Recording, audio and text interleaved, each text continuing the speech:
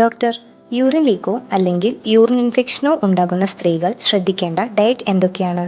സ്ത്രീകളിൽ വളരെ കോമൺ ആയിട്ട് കാണുന്ന ഒരു പ്രശ്നമാണ് ചുമയ്ക്കുമ്പോൾ തുമ്മുമ്പം അല്ലെങ്കിൽ മൂത്രം ഒഴിക്കണം എന്ന് വിചാരിക്കുമ്പോൾ അറിയാതെ യൂറിൻ ലീക്ക് ആവുക എന്നുള്ളത്. ആദ്യം തന്നെ അതിന്റെ കാരണം എന്താണെന്ന് നമ്മൾ അറിയണം. ചില സ്ത്രീകൾക്ക് പ്രസവത്തിന് ശേഷം യൂറിൻ ലീക്ക് ഉണ്ടാകാം. ചിലർക്ക് വണ്ണം കൂടുതലാണെങ്കിൽ ഒബേസിറ്റി ഉള്ളവരിൽ കൂടുതലായിട്ട് യൂറിനറി ഇൻഫെക്ഷൻസും യൂറിൻ ലീക്കും ഉണ്ടാകും. പിന്നെ പ്രായം കൂടുമ്പോൾ മെനോപോസ് ആകുമ്പോഴും ഇങ്ങനത്തെ പ്രശ്നം വരാറുണ്ട്. ഇങ്ങനെയുള്ള ഒരു ഡയറ്റിൽ ചില കാര്യങ്ങൾ പ്രത്യേകമായിട്ട് ഒഴിവാക്കുകയാണെങ്കിൽ നമുക്ക് യൂറിൻ ലീക്ക് ഒരു പരിധി വരെ തടയുവാൻ സാധിക്കും. അപ്പോൾ ഒഴിവാക്കേണ്ട 4 പ്രധാനപ്പെട്ട ഐറ്റംസ് ഉണ്ട്. ഒന്നാണ് കോഫി. കഫീൻ നമ്മുടെ ബ്ലാഡറിനെ ഒത്തിരി ഇറിറ്റേറ്റ് ചെയ്യുന്നുണ്ട്.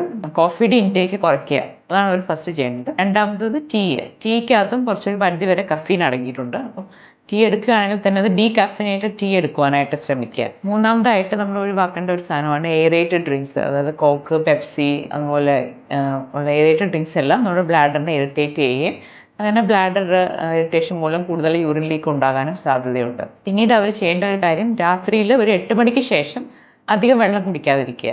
തീർച്ചയായും വെള്ളം നമുക്ക് വളരെ അത്യാവശ്യമാണ്. ഒരു ദിവസം 2 ലിറ്റർ വെള്ളം എങ്കിലും മിനിമം കുടിക്കണം. പക്ഷേ കിടക്കുന്നതിന് തൊട്ട് മുമ്പ് 8 മണിക്ക് ശേഷം അധികം വെള്ളം, അതുപോലെ ടീ, കോഫി ഇതെല്ലാം കുടിക്കുന്നത് നമ്മൾ അവോയ്ഡ് ചെയ്യുകയാണെങ്കിൽ രാത്രിയിൽ എഴുന്നേറ്റ് മൂത്രം ഒഴിക്കുന്ന സാഹചര്യം കുറയുകയും അതുപോലെ തന്നെ നമ്മൾ യൂറിൻ ലീക്കിൻ്റെ അവസ്ഥ കുറയുകയും ചെയ്യും. ഇതാണ് ഡയറ്റിൽ ശ്രദ്ധിക്കേണ്ട കാര്യങ്ങൾ. ഇത് കൂടാതെ തന്നെ നമ്മൾ യൂറിൻ ലീക്ക് ഉള്ളവർ ഡെഫിനറ്റായിട്ടും വണ്ണം കുറയ്ക്കാനായിട്ട് ശ്രമിക്കണം. എക്സസൈസ്, പ്രത്യേകിച്ച് പെൽവിക് ഫ്ലോർ എക്സസൈസസ് അല്ലെങ്കിൽ കീഗൽസ് എക്സസൈസ് ചെയ്യണം. അത് സൂപ്പർവൈസ്ഡ് ആയിട്ട് ഫിസിയോതെറാപ്പിസ്റ്റിൻ്റെ ഹെൽപ്പോടുകൂടി ചെയ്യുകയാണെങ്കിൽ ബെസ്റ്റാണ്.